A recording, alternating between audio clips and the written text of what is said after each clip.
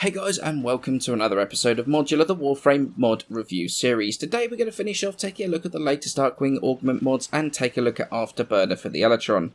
Like the other two augments I've taken a look at recently, it's pretty damn simple. What it does, it leaves a trail of exhaust fumes behind the Archwing.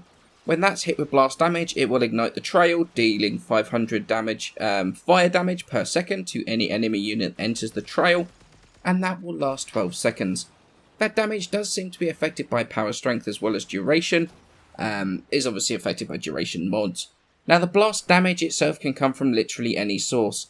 Elytron's own skills, the primary or secondary weapon with the elemental combo equipped, or even enemy fire. Stuff like the Grineer Hellions do blast damage, and that can set Afterburner going, so there is a bit of choice as to how you want to set it off.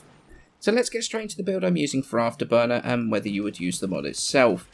Now, well, to be honest, the build for the Archwing is exactly the same as the other two augments. The builds are literally the other same. They're exactly the same as they are on every single Archwing.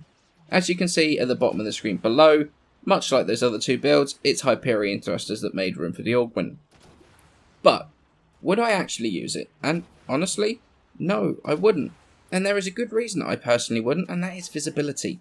You all know that in Warframe right now I struggle with colours, and thankfully the burning effect isn't affected by energy colour itself, but the effect is so far over the top you simply can't see any enemies coming to the objective. I can understand why people like this augment. It's a sort of defensive skill to help defend an objective that the Elytron kind of needed, because everything right now it has is offensive, even though this is kind of an offensive-defensive ability. So it's natural that this would be something that people might think is a decent addition to the Elytron's array of abilities, especially since Core Vent, the base ability, isn't really one that people use, because at least from my point of view, it was so difficult to actually see it doing anything at all.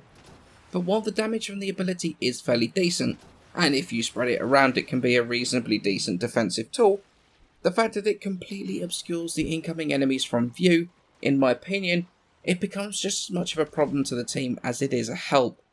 But it's all well and good having an ability that kills the enemies for you when they get too close to an objective. But the Elytron's already full of those already. It's an offensive Archwing. That's the entire skill set is designed around killing enemies quickly. Its first, third, and fourth ability, they're all about wiping out a ton of enemies extremely quickly.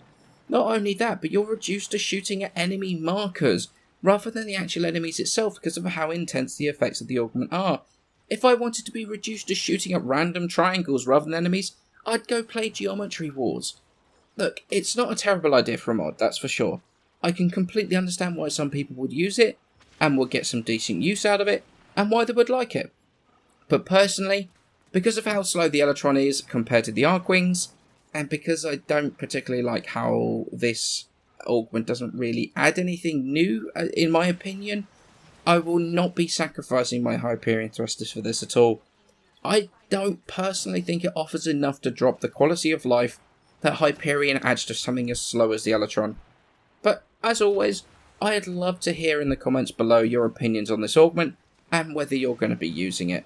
But for now guys, many thanks for watching and I shall see you in the next video.